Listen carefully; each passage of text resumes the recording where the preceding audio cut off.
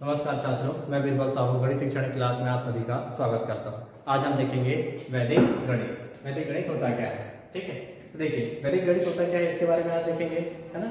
तो वैदिक गणित के बारे में हम जब देखने जा रहे हैं तो कहता है कि वैदिक गणित क्या है, अंकगणित गणना को वैकल्पिक एवं संक्षिप्त विधियों का, है ना, संक्षिप्त विधियों का मतलब शॉर्ट मेथड का क्या उनका एक ग्रुप है, एक समूह है, हम ये कह सकते हैं। ये किसने बताया था? ये बताया था हमारे पास श्री जगत गुरु भारती कृष्ण तीर्थ द्वारा ये वैदिक गणित दिया हुआ है। किसके द्वारा दिया गया है? ये हमारे श्री जगत गुरु भारती कृष्ण तीर्थ द्वारा वैदिक गणित को दिया गया है। इसके सहारे हम क्या करते हैं, वैदिक गणित के सहारे जितनी भी हमारे पास जो अंक गणित होते हैं, है ना, जो अंक गणित है जिसकी हम गणना करते हैं, है ना, जो अंक गणित है जिसकी हम क्या है गणना कर सकते हैं, उन सबको हम क्या करते हैं, कुछ वैकल्पिक विधि से या कुछ संक्षिप्त विधि से क्या कर सकते हैं, इनको हम हल कर सकते हैं। इनका एक पूरा समूह होता है, एक समूह होता है, मतलब इसका एक पूरा सूत्र बना हुआ है ना, एक पूरा सूत्र बना हुआ है। तो उससे कि उसी के सहारे हम क्या करते हैं कि वैदिक गणित को हम बता सकते हैं। उसी के सहारे क्या हम अंक गणित को पूरा हल करते हैं। यही क्या कहलाता है, यही हमारे पास क्या कहलाएगा, ये वैदिक गणित कहलाता है। या आप सामान्य भाषा में कहिए कि अंक गणित की गणनाओं को संक्षिप्त विधियों द्वारा हल करना। अंक गणितीय गणनाओं को संक्षिप्त विधि द्वारा हल करना क्या कहलाता है? वही आपके पास वैदिक गणित कहलाता है। किसने दिया है इसे? इसे दिया है इसे दिया है जगत गुरु श्री भारती कृष्ण तीर्थ ने, ठीक है ना। अब देखिए इसमें क्यों बनाया है और कैसे बनाया है, ये आपके पास बनाया है, आपको देखिए, ठीक है। ये जो बना हुआ है ये सब क्या है हमारे पास, वैदिक गणित क्या है हमारे पास एक ऐसी पद्धति से बनाया गया है, एक पद्धति द्वारा बनाया गया। पद्धति कहने का मतलब है, देखिए इसमें आपके पास 16 सूत्र दिए गए हैं, है ना, 16 सूत्र दिए गए हैं, उसके पीछे 13 उप सूत्र दिए गए हैं। क्या दिया गया आपको? 16 सूत्र दिया गया है और 13 आपके पास क्या दिया गया है, सूत्र दिया गया है, ठीक है। जैसे आप एग्जांपल में मैं आपको बता सकता हूं, इसमें दिया है एकाधिकेन पूर्वे निखिलम नौ तश्चरम दस्तः, है ना, परताव्यम योजित, है ना। ये इस टाइप से क्या है, ये सूत्र है। इस प्रकार से आपके पास इसमें 16 सूत्र मिलेंगे और इसके उप सूत्र है जो उसके साइड में दिए हैं। जैसे आप कह सकते हो केवलः सप्ताह गुणयात वेस्टम, तो ये आपके पास क्या है, उप सूत्र है। तो आप इसे बता सकते हैं कि इसमें 16 सूत्र दिया है और 13 क्या दिया आपके पास, उप सूत्र दिया है। इसी के द्वारा वैदिक गणित की रचना की गई है, ठीक है। इसमें बहुत सारे विद्वानों ने क्या किया है, बहुत सारे विद्वानों का आगे बढ़ने के बाद बहुत सारे विद्वानों का अपना योगदान रहा है, अपना योगदान रहा है,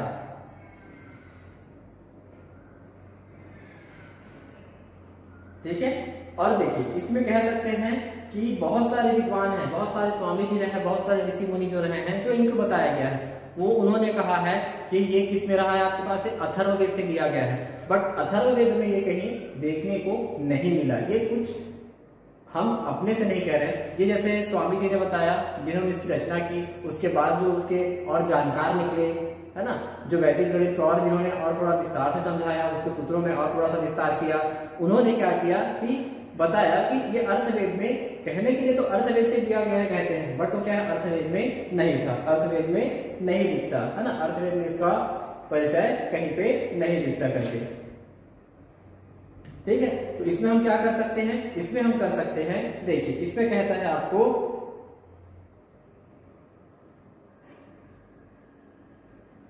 इसमें आपको कहता है कि इसमें जितने भी आपके पास जटिल प्रश्न होते हैं गणित के, अंक गणित के जितने भी जटिल प्रश्न होते हैं, जिसमें आपको क्या दिया रहता है, गुणा भाग जोड़ना घटाना, इन सब विधियों का हम क्या करते हैं, संक्षिप्त विधि से मतलब शॉर्ट मेथड से हल करते हैं और उसका आंसर निकालते हैं। ये सबसे ज्यादा फायदेमंद किसके लिए रहता है, उन विद्यार्थियों के लिए जो विद्यार्थी सभी विषयों में, जो विद्यार्थी क्या करते हैं, अन्य सभी विषयों में अच्छे अंक लेके आते हैं, लेकिन गणित में क्या होता है, गणित को उसके नंबर कम हो जाते हैं, या उनको गणित से भय लगता है, या गणित उनसे नहीं बनता, है ना। देखिए जैसे हम क्या, जैसे एग्जांपल बता रहा हूँ, उदाहरण के लिए बता रहा हूँ, जैसे हम यहाँ बैठते हैं, हम प्रतियोगी परीक्षाओं में बैठते हैं तो वहां पे क्या होता है, समय का अभाव होता है। जब प्रतियोगी परीक्षाओं में जब हम बैठते हैं वहां हमारे पास समय का अभाव होता है। कुछ ही मिनट में हमको गणित के एक सवाल को हल करना होता है और हमारे पास करीब करीब 100 या 150 क्वेश्चन होते हैं, 150 सवाल होते हैं। ठीक है, 100 या 150 सवाल जो होते हैं उसके लिए हमारे पास समय निर्धारित रहता है। उस निर्धारित समय में हम उन प्रश्नों को हल करना होता है। तो उसके लिए हम क्या बनाते हैं, एक समय सीमा बनाते हैं, टाइम लिमिट बनाते हैं कि कितने समय में हम एक प्रश्न को हल कर सकते हैं, कितने समय में हम एक प्रश्न को हल कर सकते हैं। ये समय सीमा कौन बनाता है, ये समय सीमा हम निर्धारित करते हैं। लेकिन ये कब हो सकता है, जब हमको सवालों को या प्रश्नों को हल करने की संक्षिप्त विधि या शॉर्ट मेथड हमको मालूम हो, हमको पता हो, तब हम वहां पे अपना समय बचा सकते हैं और कम समय में अच्छे प्रश्नों को हल कर सकते हैं, बहुत ज्यादा प्रश्नों को हल कर सकते हैं। इन्हीं सब के लिए उपयोग किया जाता है वैदिक गणित का। इन्हीं सब चीजों के लिए किसका उपयोग किया जाता है, वैदिक गणित का। ठीक है स्टूडेंट्स, क्या कहा जाता है, इसी के लिए हम उपयोग करते हैं वैदिक गणित का। देखिए अब इसकी कुछ विशेषता होती है। ठीक है, विशेषता ये है कि ये सहज है, समझने में सरल है ना, सहज सूत्र होता है या सहज विधि कह सकते हैं। समझने में क्या होता है, आसान होता है। इसका अनुप्रयोग हम कर सकते हैं, इसका अनुप्रयोग जहां करते हैं वो सरलता से की जा सकती है, ज्यादा कठिनाई इसमें आती नहीं है। और इसके सहारे क्या कर सकते हैं, गणित के अन्य विभाग होते हैं या गणित के अन्य शाखाएं होती है, उनका अध्ययन करने में हम क्या कर सकते हैं, इसका उपयोग कर सकते हैं। जैसे हमारे पास क्या दिया है, अंकगणित दिया है, बीज गणित दिया है, रेखा गणित दिया है, समाकल दिया है, अवकल दिया है, ज्यामिति दिया है ना, ज्योतिर्विज्ञान हो गया, खगोल विज्ञान हो गया।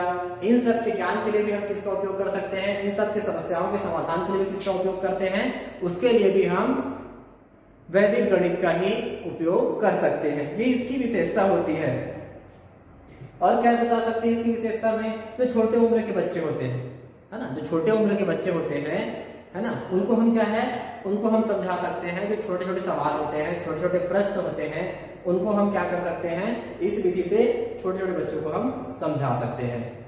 सरल विधि से कहने का मतलब, बहुत सारे बच्चे ऐसे रहते हैं या विद्यार्थी ऐसे रहते हैं जिनको ये सब जल्दी समझ में नहीं आती। ये सब कहने का मतलब जो गणित के सवाल होते हैं, जो गणित के प्रश्न होते हैं, गुणा करना सिखाइए, जोड़ना सिखाइए या घटाना सिखाइए, उनको इन सब में थोड़ी सी समस्या होती है। तो इन सब के लिए हम किसका उपयोग कर सकते हैं, उनको समझाने के लिए वैदिक गणित का उपयोग कर सकते हैं। और देखिए इस वैदिक गणित का उपयोग हमारे प्राचीन ग्रंथों में भी किया गया है। प्राचीन ग्रंथों में जहां पर गणितीय पाठ होता है, गणितीय पाठ मतलब गणितीय भाग, जहां पे गणितीय भाग होता है उसमें भी इन वैदिक गणित का उपयोग किया गया है। तो ये इसकी विशेषता होती है छात्र, है ना, ये इसकी विशेषता होती है। ठीक है, ये इसकी विशेषता होती है। तो इसी प्रकार से हम क्या कर सकते हैं, वैदिक गणित के सहारे सवालों को हल कर सकते हैं। चलिए मैं आपको एक सवाल बना के दिखाता हूँ, एक छोटा सा सवाल है ना, जिसको मैं बना के दिखाता हूँ। ठीक, चलिए देखते हैं क्या है सवाल और विधि कौन सी है।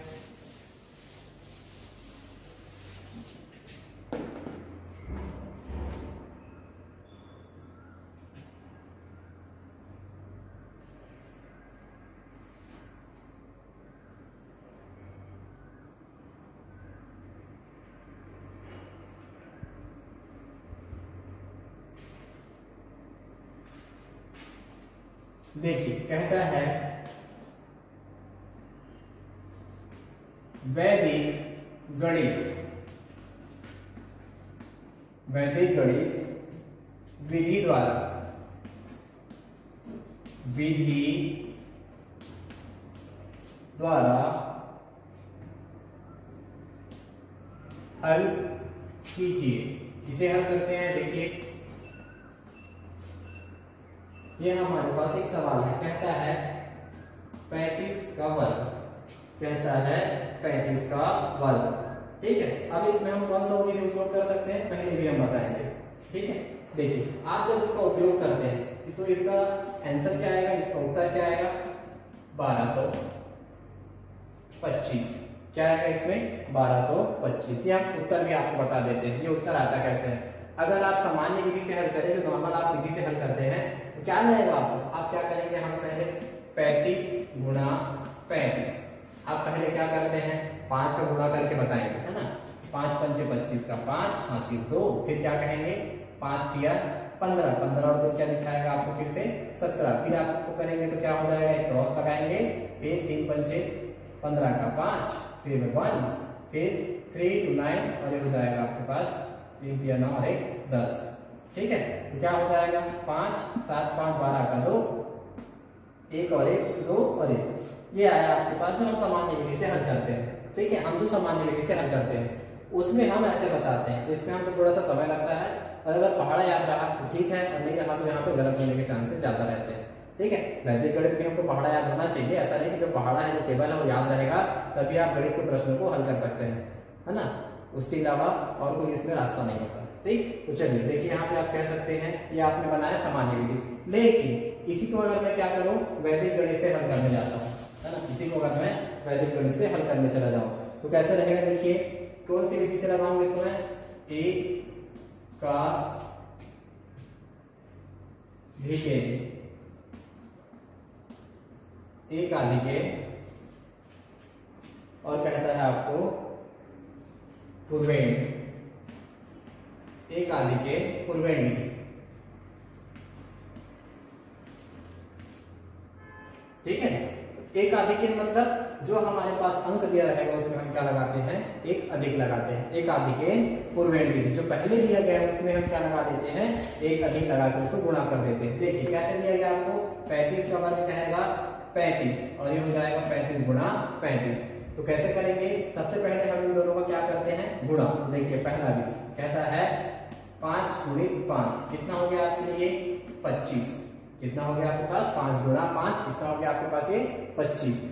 अब वो कहता है एक आधिकेय, है ना, पूर्वेण, एक आधिकेय पूर्वेण मतलब ये जो सामने दिया हुआ है पहला जो अंक दिया है इसमें क्या करना है, मुझे एक अधिक करना है, इसलिए कहा यहाँ पूर्वेण, है ना। तो यहाँ पे क्या करना है, मुझे एक अधिक करना है और ये जो बचा हुआ अंक है उससे मुझे गुणा करना है। तो मैं कैसे करूंगा, देखिए यहाँ पे ये हो जाएगा 3 धन 1 गुणित ये, तो कितना हो जाएगा हुआ 12, 4 धन 1 गुणित 3 मतलब 4 into 3 इक्वल टू कितना हो गया आपके पास 12 आ गया है इजी। फर्स्ट मैंने क्या कहा था, यहाँ से मैंने पहले जो लास्ट अंक है उसका मैंने क्या कर दिया, उसको गुणा करा के मैंने यहाँ पे लिख दिया 5 पंचे 25, क्या लिख दिया मैंने यहाँ पे इसको 5 पंचे 25 लिख दिया वहां पे। अब उसके बाद उसने कहा कि आप क्या बनाएंगे, उसके बाद जो है ये जो बचा हुआ क्या आपके पास 3 and 3 बचा है, 3 और 3 आपके पास बचा हुआ है। ठीक है, तो 3 और 3 आपके पास बचा हुआ, तो क्या बोला उसने कहा आपके पास एक अधिक है पूर्वेण विधि कहा है, तो उसने क्या किया एक अधिक लगा दिया किसमें, पूर्व वाले अंक में, पूर्व वाले अंक में। तो ये हमारे पास पूर्व वाला अंक है, इसमें मैं लगा दूंगा एक अधिक और क्या करूंगा 3 से उसको वापस गुणा कर दिया। तो यहाँ पे कितना है 5 पंचे 25 का 5 आ गया और यहाँ पे 3 धन 1 गुणित क्या हो जाएगा आपके पास 3, तो कितना हो गया यहाँ से 3 धन 1 गुणित 3 बराबर कितना हो गया आपके पास 12। तो कितना है यहाँ पे, अब देखिए इसका मान कितना निकला और इसका मान कितना निकला, इसका मान आपके पास निकला है 25 और इसका मान निकला है आपके पास 12। एक आधिकेय मतलब पहला वाला पार्ट है, तो आप यहाँ पे डायरेक्ट लिख सकते हो पहले पार्ट के लिए 3 के लिए क्या निकला है 12 और लास्ट वाले के लिए क्या निकला है आपके पास ये 25। क्या क्या समझ में है, ये जो पहला वाला है 3 और 3 उसके लिए क्या निकला आपके पास 12, एक अधिक करने के बाद क्या निकल गया इसमें 12, तो लास्ट वाले में क्या हो गया वर्ग करने पर 5 पंचे 25, तो कितना हो गया 12 और 25।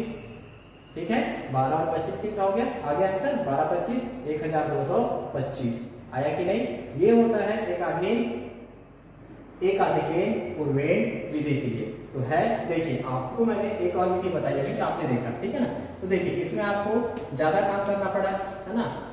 5 पंचे 25 का 5 2 लिए, फिर कितना हो गया ये 17, फिर कितना हो जाएगा यहाँ से 5, फिर 1 आया, फिर कितना हुआ 10, तो आप कितना लगाया यहाँ से ये हो जाएगा।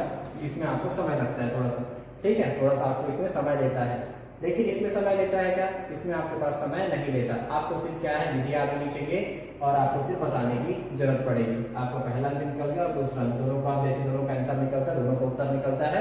आप यहाँ पे क्या लगा देंगे, वहां पे आप लगा दीजिए उसमें जो भी इसका दिया हुआ उत्तर है। तो पहले अंक हो गया 12 और दूसरे अंक कितना हो गया हमारे पास 25। ठीक है, पहले अंक हो गया हमारे पास 12 और दूसरे अंक हो जाएगा हमारे पास 25।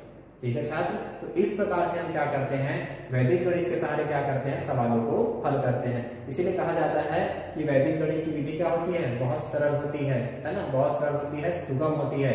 इसके सहारे हम क्या कर सकते हैं, कितनी भी बड़ी सी बड़ी जो अंकगणित संख्याएं होती है उसको हम हल कर सकते हैं। कहीं कहीं पर ज्यामिति में उपयोग किया जाता है, खगोल विज्ञान में उपयोग किया जाता है ना, ज्योतिर्विज्ञान में इसका उपयोग किया जाता है। ज्योतिर्विज्ञान कहने का मतलब ज्योतिष विज्ञान में इसका उपयोग किया जाता है।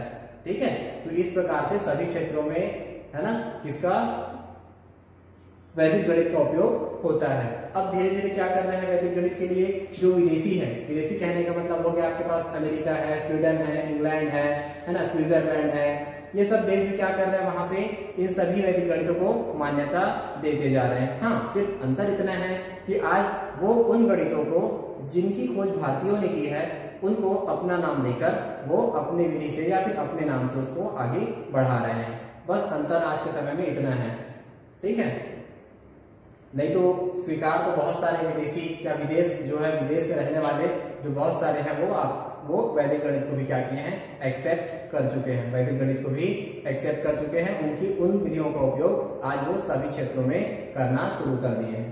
ठीक है, ये होता है वैदिक गणित के लिए। इससे बहुत सारे और सूत्र है, कहने का मतलब 16 सूत्र है और 13 सूत्र है, उसके सहारे भी क्या है, बहुत सारे सवाल बनते हैं छात्र। ठीक है, तो इसके सहारे आप क्या कर सकते हैं, गणित के सही प्रश्नों को बड़ी आसानी से हल कर सकते हैं। और गणित के लिए जो मन में भय रहता है उस भय को भी आप क्या कर सकते हैं, खत्म कर सकते हैं। ठीक है, धन्यवाद।